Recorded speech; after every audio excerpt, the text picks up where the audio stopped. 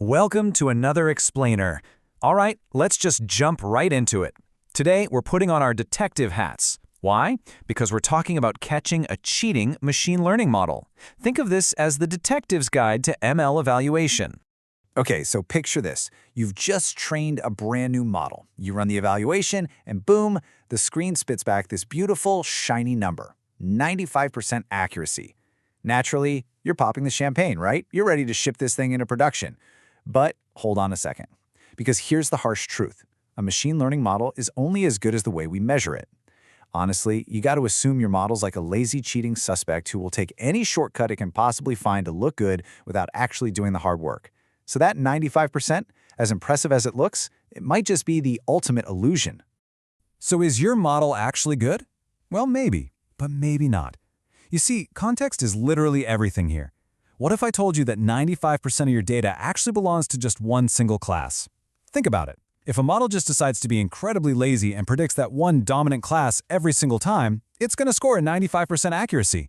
Sure, it looks like a total genius on paper, but in reality, it's completely useless, just a total mirage. Or worse, if we evaluated the model on the exact same data we trained it on, well, it didn't learn anything. It just memorized the answers. So we need a system to stop this cheating dead in its tracks, and that brings us to our containment strategy. To stop a model from cheating, we have to split our data up. Think of the training set as our very first interrogation room. This is the data the model actually learns from. It's allowed to look at these examples, study them, and figure out the underlying patterns. And to be clear, this is the absolutely only room where the actual learning happens. And that builds directly into our second room, the validation set. Now this is crucial.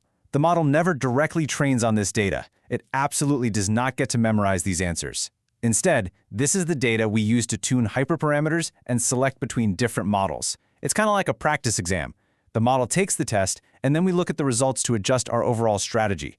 So our decisions as engineers are influenced by this data, even if the model's direct parameters aren't. And finally, we reach the vault, the test set. Listen to me carefully here. This data is touched exactly once at the very, very end of our entire process, solely to report the final performance. That's it. This is our ultimate holdout guarantee. It's the only thing that proves how the model will actually perform out there in the real world on truly unseen data. There are no practice exams here, no tuning, just the final, unvarnished truth. Now notice the strict contrast between these two sets. It is so easy to accidentally blur the lines here. Remember, the validation set influences your tuning decisions, but the test set touched exactly once. So here is the golden rule. If you look at your test set performance and then decide to go back and tweak the model to get a better score, well, congratulations, you no longer have a test set. You've literally just turned it into a second validation set, and yep, your model is cheating again. But wait, what if you have a really small data set? A single split might just waste precious data and give us these noisy, unreliable estimates. Enter k-fold cross-validation. Instead of just one split, we systematically rotate the data. Picture slicing your data into, say, 5 equal slices. Then for each slice, we train on 4 of them and validate on the remaining 1. We just keep repeating this until every single slice is taken a turn as the validation set. And finally, we average all the scores together. This way, every single data point gets used for validation exactly once. Oh, and a quick side note. If your data is imbalanced, like say 70% is one class and 30% is another, you absolutely must use what's called stratified k-fold. This beautifully ensures that you preserve that exact 70-30 ratio in every single fold, so a random split doesn't accidentally dump all your minority samples into one useless batch. Okay, so how do we actually grade this test? We use a confusion matrix. Now, I know the name sounds a bit intimidating, but it's really just the literal foundation of our investigation for classification models. All it does is break down every prediction into 4 super simple outcomes: true positives, true negatives, and false negatives. That's the whole shebang. By simply counting these 4 outcomes in this table, literally every single classification metric is derived. There's no magic here, guys. It's just counting exactly where the model got it right and exactly how it got it wrong. Let's look at the 2 most high-stakes metrics we actually pull from that matrix: precision and recall. And they answer very, very different questions. Precision asks, out of all the things we predicted as positive, how many actually were? We use this when false positives are incredibly costly, like a spam filter. If it marks a crucial work email from your boss as spam, that's a total disaster. Recall, on the other hand, asks, Of all the actual positives out there in the real world, how many did we actually catch? We use this when false negatives are the absolute worst-case scenario. Think of a cancer screening. Missing a tumor is literally fatal. So you see, asking the wrong question here gets you a fatally wrong answer. But sometimes, neither precision nor recall clearly dominates, and you really need to balance both. That is exactly where the F1 score comes in. It acts as a harmonic mean, basically making sure both of those metrics are solid. Then there's the AUC-ROC, and hey, don't worry about the long acronym. All it does is prove exactly how well our model can rank the positives above the negatives, regardless of where we draw the threshold line. If you get a 0.5, your model is just randomly guessing. A 1.0, that means absolutely perfect separation.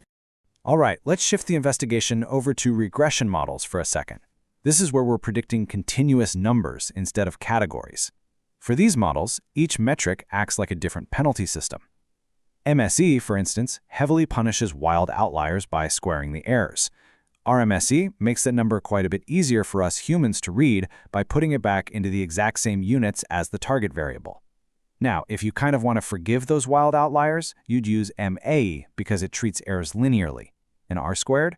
Well, that just scores the model out of a 1.0 for absolute perfection, basically telling you the fraction of variance explained.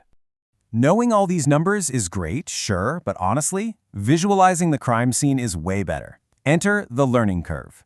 This is a plot of our training and validation scores mapped against the size of our training set. You can think of this as the ultimate polygraph test for your model. It visually diagnoses exactly how the model is failing, clearly showing us the relationship between how much data it's seen and how well it's actually learning.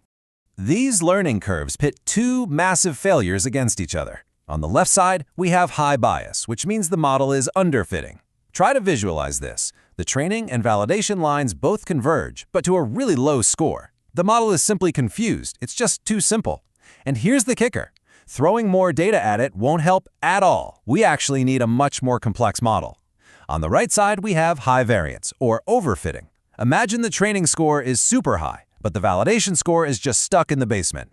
There's this massive gap between the curves because the model literally just memorized the training data and completely fails to generalize. In this case, adding more data actually should help close that gap. Okay, as we synthesize our final verdict here, let's lay out the absolute fatal evaluation mistakes that let models cheat. Look closely at these because I promise you, if you do these, your model will fail in production. First, data leakage. This is where future info accidentally leaks into your training data, like fitting your data scaler before you actually make your splits. Second, class imbalance. You really don't want to be celebrating a 99% accuracy when 99% of your data is literally just one class. Third, using the wrong metric, like optimizing for accuracy on a medical diagnosis when you desperately need to be optimizing for recall. And finally, testing too often. If you constantly peek at the test set and adjust your model, you are overfitting to the test set. Which leaves us with this stark, absolutely unbreakable rule. The test set is single use. Seriously, write it down, put it on a sticky note on your monitor. Because the exact moment we break this rule, our evaluation is totally compromised, and the model is cheating all over again. So, looking at your own projects right now, have you been truly rigorous with your splits? Or has your model been secretly cheating this whole time? Definitely something to think about. Thanks so much for joining me on this explainer, and keep learning.